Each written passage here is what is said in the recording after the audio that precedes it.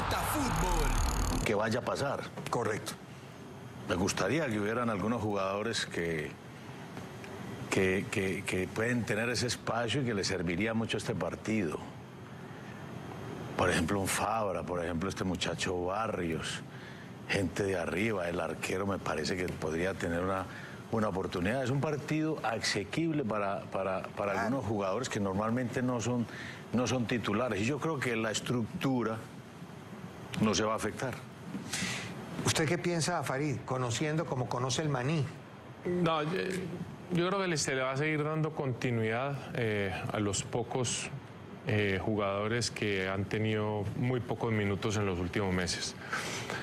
Por eso creo que, y conociendo el modus operandi de José, seguramente le va a volver a dar al menos el primer tiempo, el inicialista a David, porque David ha sido de los jugadores que menos minutos ha tenido.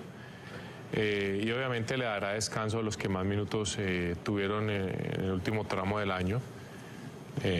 No sé si desde el inicio o no sé si en el entretiempo, pero sí seguramente van a haber novedades para descansar, para conocer, para darle la oportunidad a otros para mirarlos. Y pues obviamente lo de Camilo, pues es el segundo arquero y uno siempre quiere tener contar con sus dos arqueros.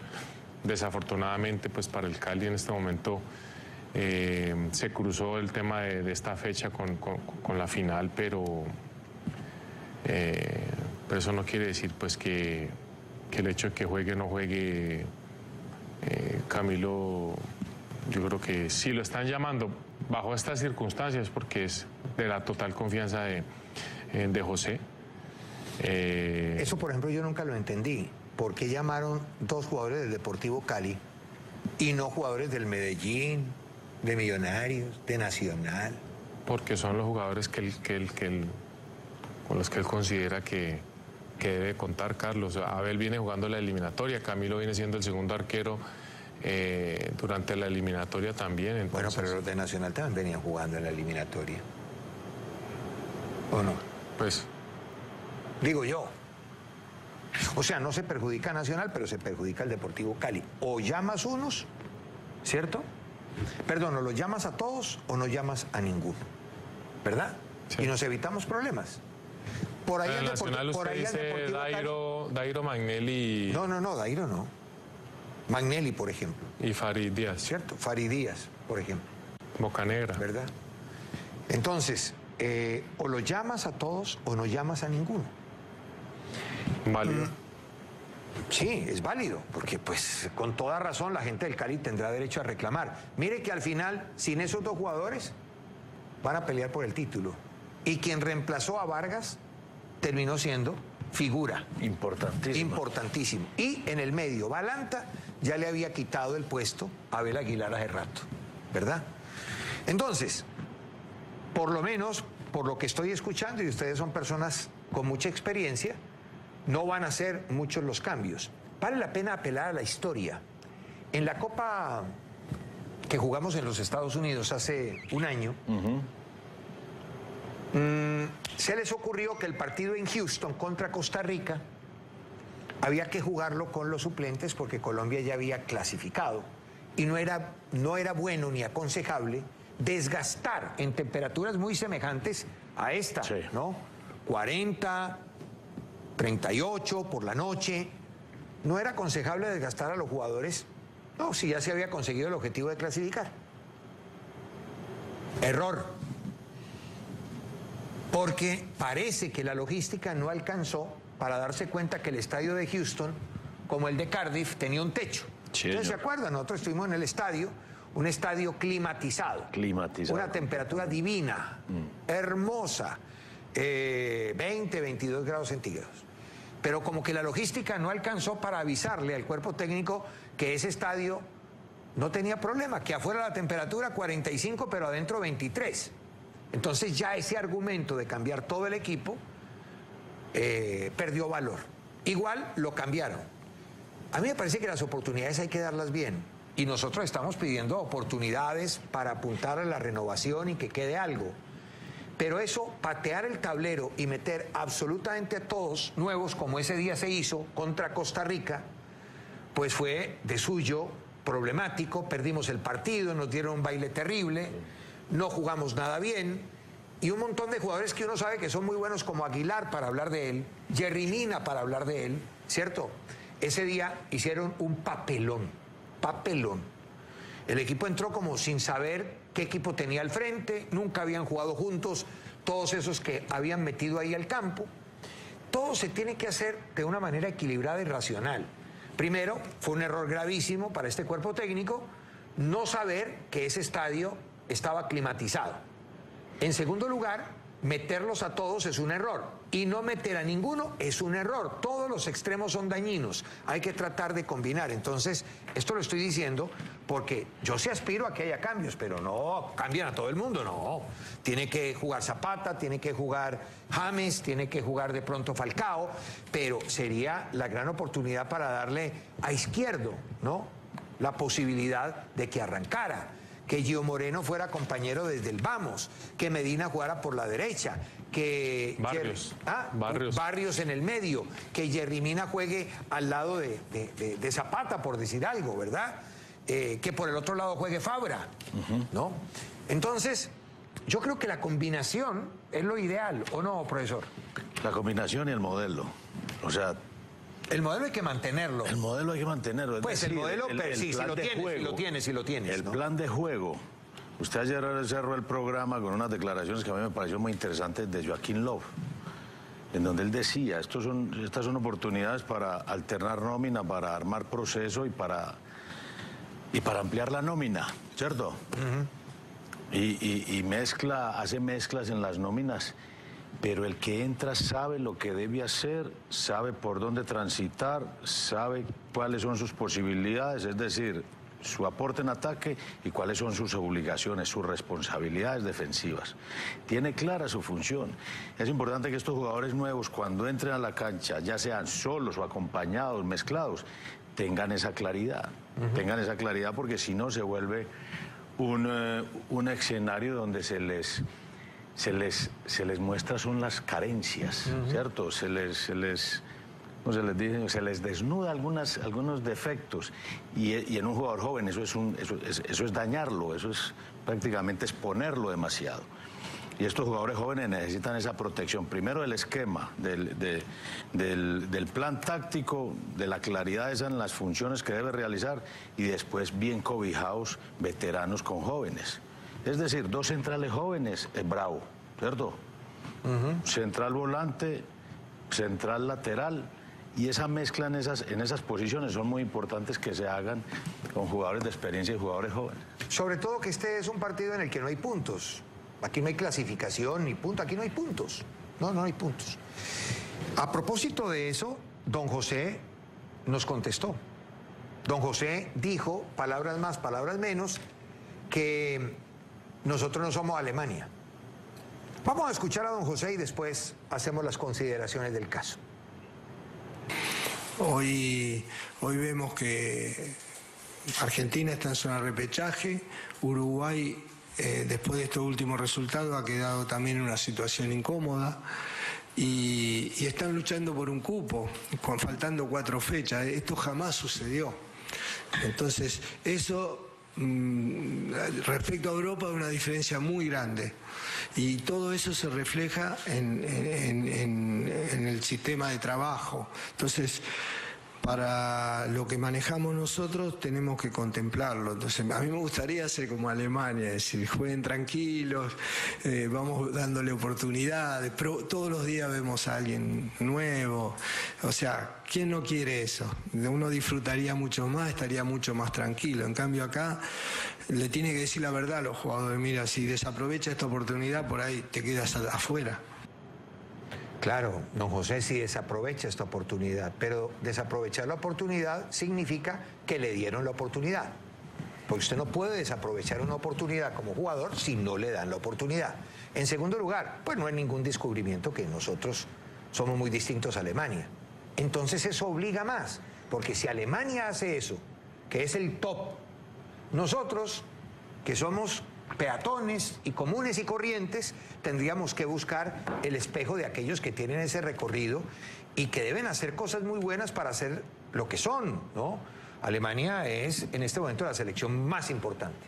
Y hay un detalle, es que las cosas así entre líneas, sí es cierto, Uruguay, Argentina, Chile no están clasificados, pero ellos tienen duelos directos entre ellos, o sea, se van a quitar puntos. En cambio nosotros jugamos contra 3 eliminados y un clasificado. 3 eliminados y un clasificado. O sea que nuestro calendario es mucho más asequible, comillas, ¿no? Más muelle que el que puedan tener. Mire, de hecho Uruguay y Argentina juegan ahora. Uruguay y Argentina juegan ahora. Venezuela anda en otra cosa. Y lo demostró hace rato. Ellos están dedicados a sus categorías inferiores.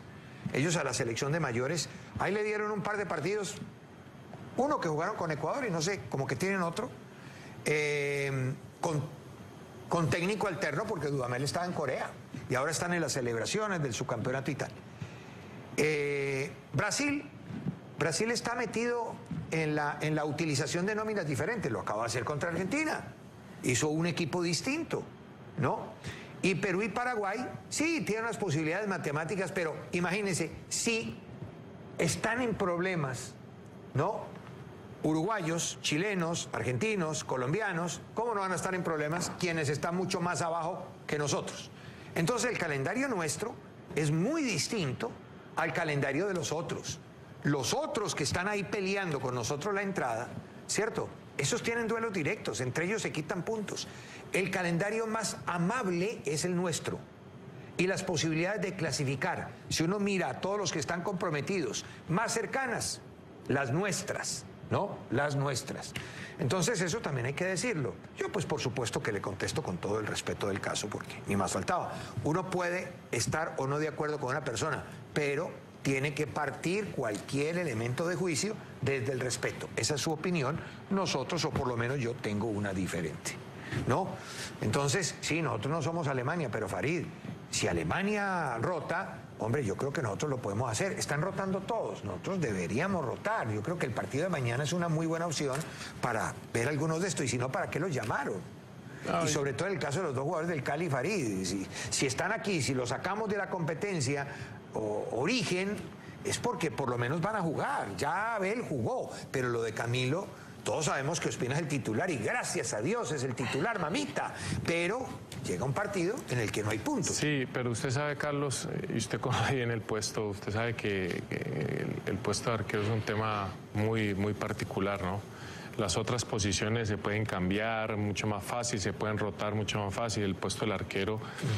Y a eso súmele lo que habíamos comentado, ¿no? David viene con un semestre con pocos minutos. Eso es verdad, eso sí. Un semestre que anímicamente también le ha dado muy duro y el bálsamo reconfortante que para David es de vestir la camiseta de la selección es inigualable. Entonces creo que pesa un poquito más en ese aspecto.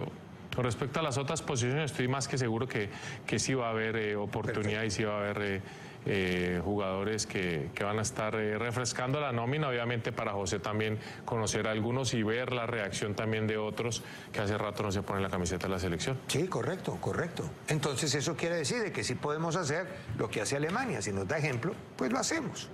Nos da ejemplo. ¿Usted qué opina, profesor? Sí, yo más que rotación hablaría del ensayo, ¿cierto? Porque el equipo... De la oportunidad. Exactamente. El equipo base está y se tiene. Aquí no se va a cambiar a este por nadie. Pero estas son oportunidades para decirle a los titulares, bueno, yo voy a dar este jugador porque Jerry Mina es sobresaliente en Brasil, yo lo voy a poner un rato. Claro. Y uno no sabe que ese jugador, si juega bien frente a España, si juega bien frente a Camerún, me ponga a pensar, me ponga a dudar o me dé más cosas que las que da el titular. Pero yo eso lo hago, yo eso lo veo, viéndolo jugar frente a un equipo en Europa, afuera de su zona de confort, digámoslo así, ¿cierto? Sobre todo los jugadores que vienen de Sudamérica, porque los de Europa uno los tiene más o menos claros. Sí. A mí me parece que el muchacho Barrios es muy interesante porque es un jugador mixto. Pero no poniéndolo a hacer lo que lo mandaron a hacer en San Juan sobre Messi. Bueno. Sí, no, él es un jugador mixto por lo que hizo en Tolima, porque los ratos que yo le he visto en Boca... Es un jugador que contagia, que establece circuitos, que es dinámico de atrás para adelante, que empieza a poner a todo el mundo a jugar casi que al ritmo de él. Me parece interesante para el fútbol de hoy, para esa salida de atrás de la pelota. Claro. Pongo esos dos ejemplos. Yo creo que lo de Yerry Mina no pasa porque ha venido siendo titular en la eliminatoria. Yo creo que pasó fue que llegaron casi sobre la hora de un viaje de Brasil y estaba Davinson, que venía a jugar la final de la Europa, de Europa League, y que lo pusieron a jugar específicamente ese partido para darle unos días más de recuperación, de adaptación al horario y todo a Yerry. Pero yo creo que la pareja titular en este momento de la selección en la eliminatoria es Zapata y Yerry. Sí, Zapata y Yerry. Ahora, nosotros de una vez por todas tenemos que entender que los partidos de preparación son unos entrenamientos con público, ¿cierto? Los de peto amarillo contra los de peto rojo, o los de peto verde contra los de peto amarillo, ¿ya? Partidos de entrenamiento con público. Esos partidos de entrenamiento solamente tienen que interesarle al técnico. El técnico debe elaborar un proyecto y eso hacen los top sobre esos partidos. ¿Qué es lo que busco? Algunos buscan que el rival se parezca al próximo competitivo que se va a encontrar. Otros buscan en esos partidos amistosos tener el flujo de caja, que se muevan jugadores nuevos, ver alternativas, ver posibilidades, el famoso proceso. Ojo, ese es un término que han prostituido en Colombia, el término proceso. Proceso es hacer acciones consecutivas. Entonces tomo jugadores sub-17, ¿no? Sub-20, arrimo a la selección de mayores jugadores jóvenes y voy insertando.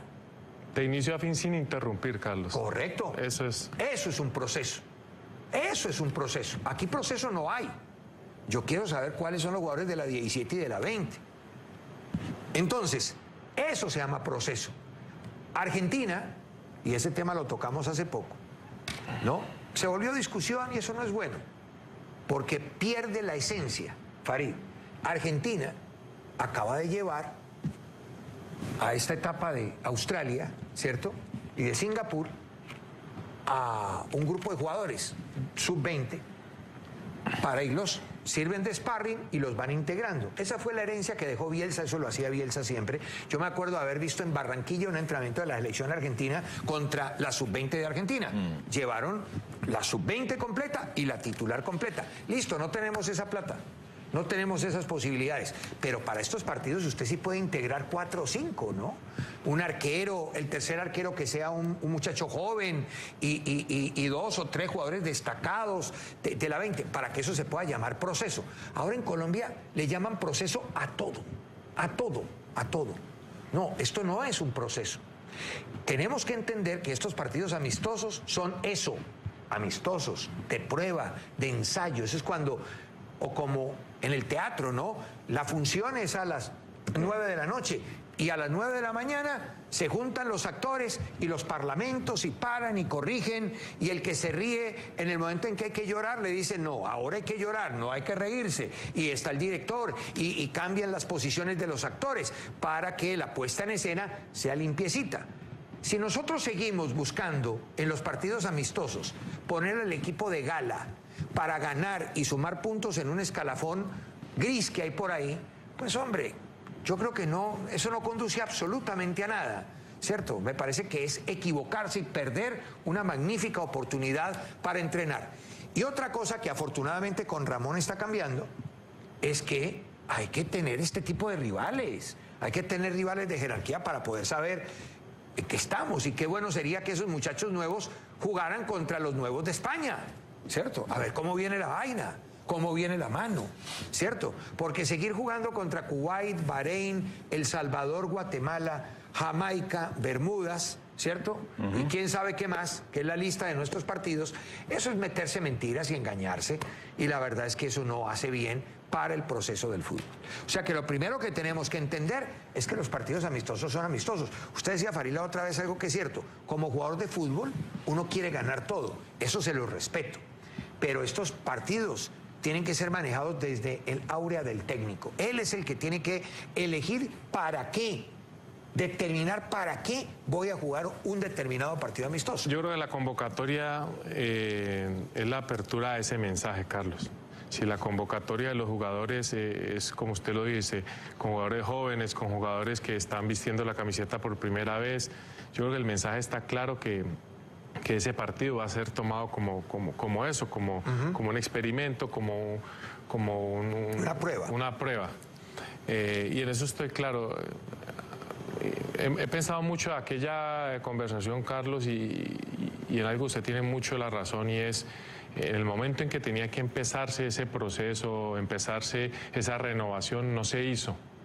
Que fue terminado el Mundial. Exactamente, ya es un tema que ya pasó, que fue una falla que seguramente habrá que digerir con las consecuencias de eso, y que ya en este momento pues nos toca meternos en lo que estamos, y es obviamente en lo que viene, que es nuestra necesidad más próxima, que es septiembre. Ahora vamos a hablar después de la pausa, porque mencionamos hace un momento proceso. El nuevo técnico del Deportivo Independiente Medellín, hasta hoy con tertulio. Hasta mañana. Hasta mañana. Ya me vas a sacar de... No. Hay que meterle un poquito de presión también, eso está bien. Sí, para que vaya agarrando otra vez el ambiente. Entonces, proceso. El profesor manejó una selección sub-20. El profesor manejó una selección sub-20 y trabajó con una selección de mayores. O sea, él sabe que es un proceso. Y yo quiero tocar ese tema porque, mire usted, Dudamel no salió campeón con Venezuela, pero llegó muy lejos. Y Venezuela, con todas las limitantes y problemas, ¿no?, que el país conlleva y arrastra, y Venezuela hacer un papel de esta clase, porque ellos sí lo pueden hacer y nosotros no. ¿No será que estamos haciendo también muchas cosas separadas, que la de mayores anda por allá, que la juvenil anda por allá, que no hay, ¿no?, una mezcla, una conexión? Una conexión, correcto, ese es el término exacto, una conexión para que se pueda hablar de verdadero proceso. Una pausa y ya regresamos.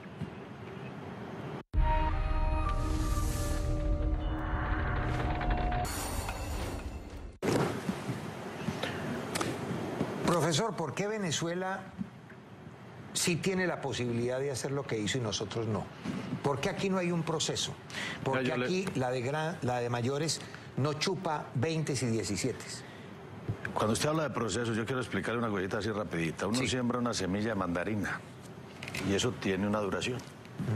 Hay que echarle agüita, hay que echarle abono, hay que cuidarla, hay que protegerla y todas esas cosas. Hay gente que ha pretendido hacer esos procesos más cortos.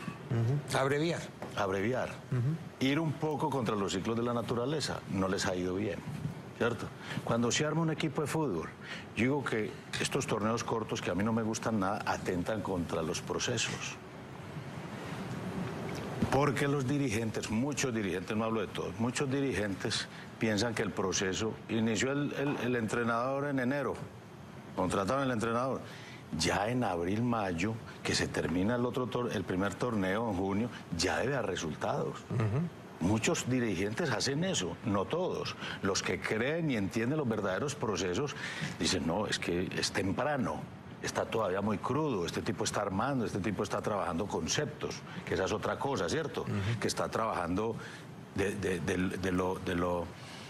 de lo individual a lo colectivo, pasando por lo grupal, ¿cierto? Desde lo técnico, desde lo táctico, en todos los elementos. Entonces, esos procesos son muy específicos. En Colombia, porque el proceso es puede ser más largo que en Europa, por la idiosincrasia nuestra, por el nivel cultural, porque hay que repetir más, ¿cierto? Porque hay que ensayar más. Porque los niveles de profesionalismo y comprensión no son... Exactamente. Entonces no podemos generalizar, ¿cierto? Nosotros nos tocó, usted fue testigo, usted estuvo en el Suramericano de Argentina y en el Mundial de Arabia Saudita. Correcto. ¿Se acuerda? De acuerdo. ¿Qué se hizo en esa época? No se podía coger una selección 3 meses. Se cogió la selección Antioquia. En aquella época se utilizaba, como se utilizó para el preolímpico de Bolivia, se utilizó a Nacional, ¿se acuerda o no? Para una selección Colombia por ahí en un suramericano. Y me acuerdo que Tolima una vez lo hizo con el profesor Bernal. Con el profesor Bernal en unos juegos de Odesur. De Odesur en Chile. Eso fue en Chile. Entonces, se aprovechan esos procesos que ya están en determinados equipos, en determinadas regiones, para darle continuidad, porque en las selecciones no existe eso, no existe eso. Lo de Venezuela me parece extraordinario de todo punto de vista. Yo no soy quien para analizar por dentro ese proceso, pero si uno conoce a Dudamel, aquí hablamos con Farid en estos días, Dudamel, ¿cuáles entrenadores tuvo en Colombia? Y si uno se pone a dar la cuenta, son entrenadores que de alguna forma tenían un contenido táctico importante. Yo le digo, Ochoa, Maturana. Le digo Ochoa porque no lo dirigió, pero le consultaba. Exactamente. Él le consultaba y le preguntaba. ¿Quién más? A Maturana y a Gómez lo siguió y fue a los entrenamientos. Exactamente. Estuvo en ciclos continuados. Ajá. Fue jugador de Comesaña, creo. De Julio, hey. De Cheche Hernández. De Cheche, de Cali. Luis Augusto García, con todo y lo que se pueda decir de García. Exactamente, ¿no? Entonces tiene una escuela, tiene una formación. Y creen eso, en aquella época él jugaba torneos largos. A él no le tocó los torneos cortos. No. Entonces los torneos largos era para trabajar despacio. Y torneo largo es como el de España. Exactamente. En Colombia era de enero a diciembre. Exactamente, torneo de un año. Y uno ve a Inglaterra 60%, Venezuela 40%. Yo creo que fue el único partido en donde Venezuela... No tuvieron la pelota. Venezuela no tuvo la pelota y a mí me impactó lo de Inglaterra. Cada vez hay más gente de raza negra en Inglaterra. Yo los vi en el partido que jugaron contra Argentina, los vi. Me pareció un equipo bueno, con tipo... Hoy con manejo de pelota, físico, apuntándole claro, mucho a manejo de pelota. Contrario a lo que por idiosincrasia y ADN es Inglaterra. Exactamente, hay un proceso ahí que va distinto al de la mayores, diría yo, ¿cierto? Fariñez, un arquero extraordinario, es arquero de Venezuela. En ese partido quizás cometió el único error, que fue a rebote así frontal y entró el otro y gol. Pero más que hablar de lo individual, bueno, le hablo de lo colectivo. El venezolano es un jugador y es una persona que se la cree, que tiene convencimiento, ¿cierto? Y vos le das el orden táctico, que es como el bastón, como el soporte. Y yo sé dónde me muevo, yo sé cómo me muevo, y además el primer partido lo gana Alemania, ¿se acuerda? El primer partido lo gana Alemania, y eso sube la autoestima de esa gente que tiene autoestima. Uy, eso fue meterles un cohete. Que tienen autoestima, y después eso parecía una maquinita, y tocaban y le pegaban de afuera a ese muchacho Peñarando. Pero después yo le digo otro, Peña, ese número 9, qué pivoteador tan bueno. Ay, Lucena creo que era uno de Lucena es un volante que viene atrás, Córdoba por derecha, Peñaranda por izquierda, Peña de 9, Herrera, Chacón, Lucena, Velázquez por izquierda. A Soteldo. Ese es muy bueno. Que me acuerdo que en Barranquilla lo metieron, ¿se acuerda, Farid? Lo metieron los últimos 10 minutos y la verdad es que pintó cara. Pintó cara, ese chiquitico agarraba la pelota y nos hizo una limpia total. Pero mire, eso indica que el Venezuela de la próxima eliminatoria va a ser durísimo. Va a ser durísimo. Tiene muy buena camada. Ese va a tener la experiencia mundialista. Y a eso sí se le puede llamar proceso. A eso sí se le puede llamar proceso. Dudamel, con su 20, llega a la final del mundo y después, para Qatar, va a tener, ¿no? Ahí una base... Previa experiencia de la Copa América. Correcto. Entonces va a tener los concatenados, cruzados, juntos, los torneos y los equipos. Y pasas de 20 a mayores y compites en otro nivel, ¿no? Ese sí es un proceso. Eso es lo que quiero que ustedes entiendan. Eso es proceso. Nosotros no le podemos llamar proceso a cualquier cosa. Ellos lo han entendido. Cualquiera podría decir, y con toda razón, ellos lo pueden hacer porque no tienen la presión de nosotros. Está bien, lo acepto. Pero también me tienen que aceptar que nosotros no podemos renunciar a tener unas alternativas, aprovechando este momento para que no se repita lo que pasó del 14 en adelante, que es lo que decía ayer Love, el técnico alemán, que dice, hombre, yo necesito cambiar, es que yo no puedo hacer lo que hizo España. España gana el campeonato del mundo y no renueva y va al otro campeonato con el mismo equipo y lo boletean. No, yo no quiero eso. Y no podemos renunciar al menos a no intentarlo, Carlos. Correcto. No, es vital. Correcto. Por eso es que uno dice que estos partidos deben ser aprovechados para intentarlo. porque no podemos seguirle dando salida a los jugadores en los partidos oficiales. A Borja lo sacaron de Nacional y lo pusieron de titular cuando toda la tribuna en Barranquilla esperaba a Falcao. Contra Chile lo pusieron a él. A Elivelton Palacio lo pusieron contra Argentina. A Copete y a Berrío contra Brasil y contra Argentina. A ese muchacho Castillo lo pusieron en Uruguay contra Uruguay, sin jugar un solo partido amistoso. Entonces, esa no es la renovación. Eso atenta contra el buen nombre de los jugadores. Y también es la oportunidad para ensayar modelos tácticos. Cuando vos ya conoces el 4-2-3-1, 4-4-1-1, 4-5-1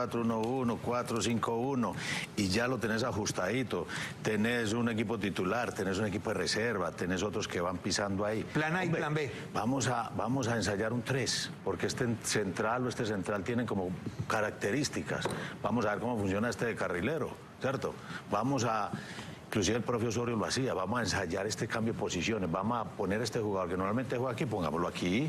Bueno. Porque se le ven argumentos, se le ven algunas cosas. ¿Y eso qué pasa al final? Sí. Eso enriquece, eso te da alternativas, ¿cierto? Estoy leyendo una columna de Cristian Grosso en La Nación, titulada ¿Qué busca Sampaoli con el equipo más agresivo de la historia?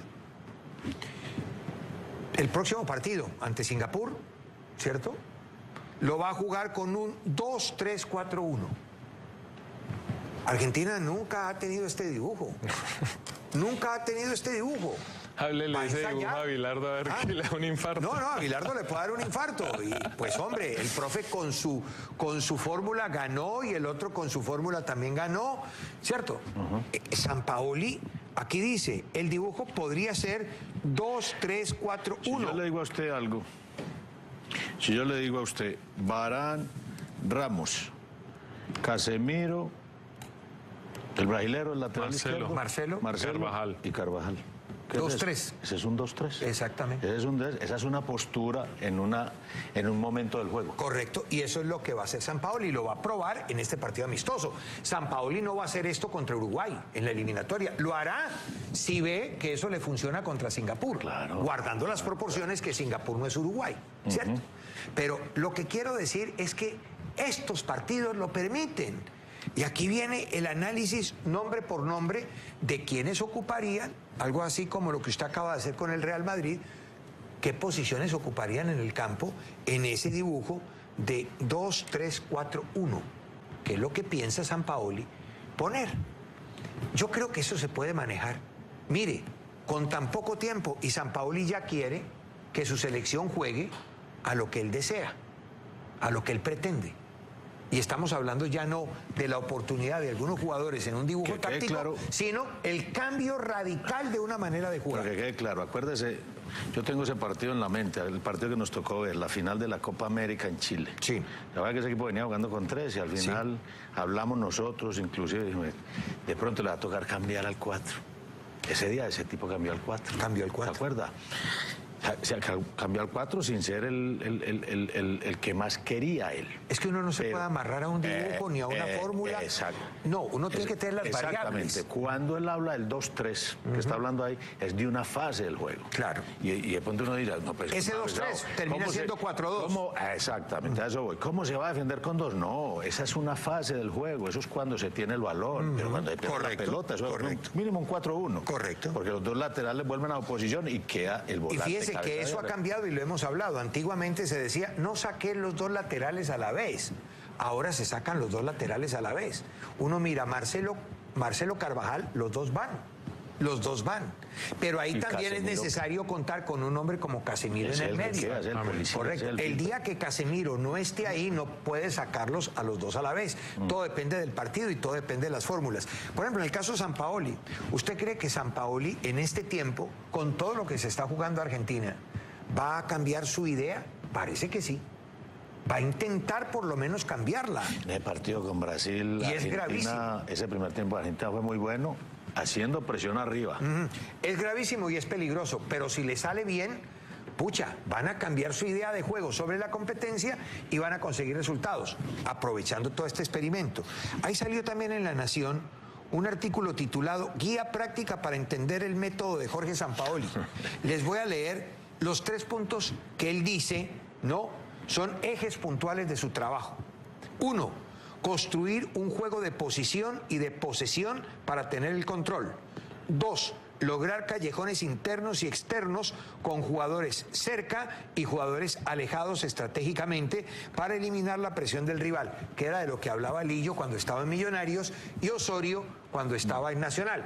Y todos decían, carreta, ese es un cuento ahí rarísimo, hermano. Un cuento rarísimo, eso es terminología. Y resulta que esto tiene una aplicación en el campo. Y el punto número 3, buscar constantemente la superioridad numérica. Para conseguir plasmar esa idea tiene 4 ejercicios fundamentales: el ancho y el angosto, la conducción de centrales, inferioridad numérica para la recuperación y ataque sostenido. Y viene la explicación. Mire que estamos hablando de 3 cosas. 3 cosas. No estamos hablando de más. Bielsa decía, al jugador de fútbol no le des más de 3 mensajes porque se complica, ¿cierto? Yo creo que esto, con todo lo profundo que es, apenas tiene 3 principios básicos. Uno de ellos, que es increíblemente común, buscar constantemente la superioridad numérica. ¿Cómo analiza usted? ¿Usted sabe quién habló primero de eso, no? ¿Quién? Hace muchos años. Usted lo dijo, Cruyff, ¿no? Johan Cruyff. Johan Cruyff, y antes Luis Van Gaal. Y el viejito, el patrón de Johan Cruyff, ¿se acuerda? Del comandante era que le decían, Rinus Michel. Johan Cruyff hablaba de la superioridad numérica en todos los sectores de la cancha, con y sin la pelota. Las pequeñas sociedades, ¿cierto? Pero ¿cuál es el primero? Primero me gusta mucho. Posición y posesión. Construir un juego de posición y de posesión. Eso es lo primero, y va en ese orden. Va en ese orden que tiene usted ahí. No puede ir el segundo antes que el primero. Correcto. El segundo, lograr callejones internos y externos con jugadores cercanos y jugadores alejados estratégicamente para eliminar la presión del rival. Después de la posición, que es primero que la posesión, porque yo tengo que estar bien posicionado, es decir, repartir bien los espacios, usted allá, cubrir bien a lo ancho para cubrir adentro. Después de eso, ahora sí vamos a tener una buena posesión, porque de nada sirve que yo tenga la pelota, pero no tenga quien dársela. Exactamente. El señor Ascargorta decía, un buen equipo es aquel que más opciones de pase le da al que tiene el balón. Yo tengo la pelota, si yo tengo uno ahí abierto a la derecha, Osorio lo hacía. Enríquez tenía la pelota y tenía siempre a Berrío allá y tenía a Copete. Correcto. ¿Se acuerda? Y tenía a alguien moviéndose por dentro. Eso es posición y posesión, es decir, la va a seguir teniendo. Después de eso viene todo el movimiento, el abrir los huecos por dentro y por fuera. Claro, pero para eso se necesita, el fútbol es movimiento. El fútbol es continuo movimiento. No, claro. Entonces no puede haber jugadores ni trotando ni parados en la cancha. Los jugadores tienen que estar... Que no se malinterprete eso de posición. Pero no lo digo por usted, lo digo por el concepto, ¿cierto? Porque a veces, hombre, es que yo soy por la derecha. No, pero no te puedes quedar en la derecha. Te estás moviendo en ese sector de la derecha. Salís, entrás, subís o bajás. Salís, entrás, subís o bajás. Cambio de dirección. El viejo concepto de la movilidad con desmarcación. Es decir, moverse, pero cambiar de ritmo y cambiar de dirección. ¿Se acuerda?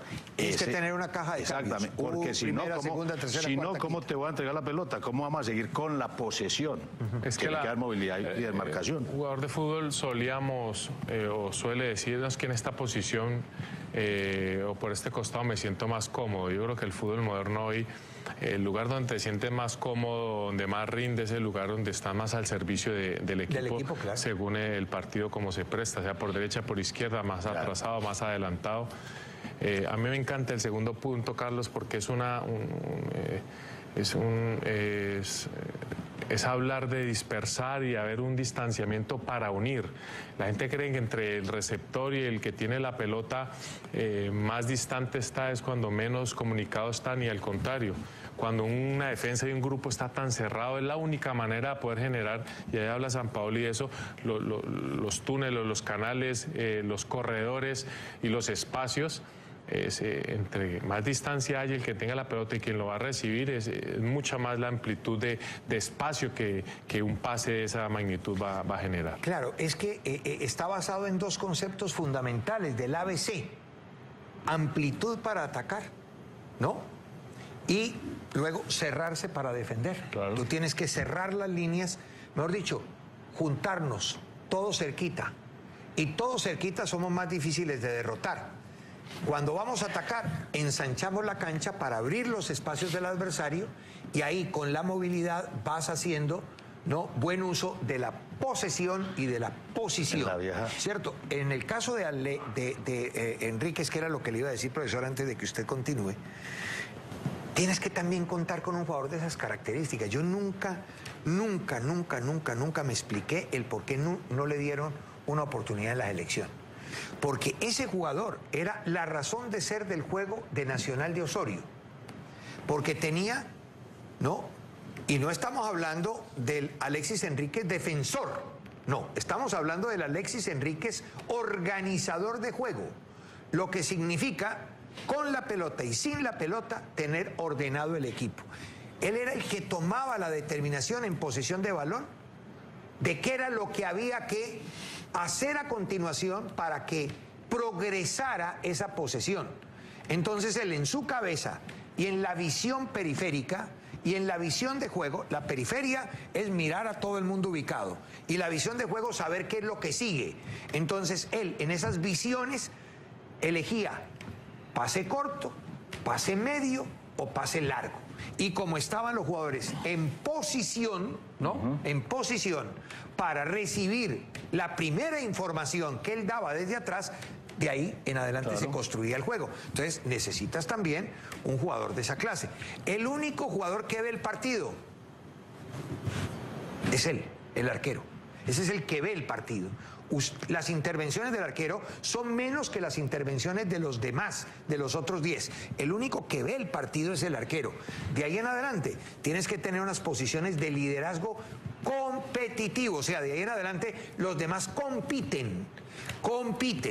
Y para poder tener esta idea, ¿no?, tienes que partir por contar con esos constructores de juego que tengan una visión, ¿no?, una visión clarísima de lo que sigue, del movimiento que sigue, de qué es lo que hay que hacer. Next.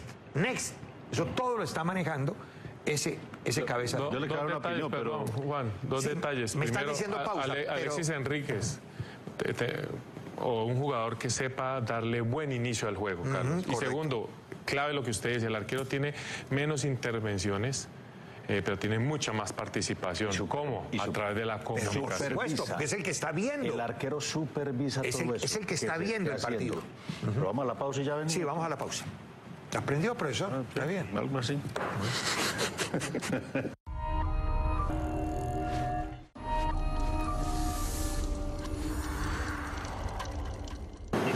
El profesor está que se habla, y voy a decir solamente una cosa, interpretando sus palabras.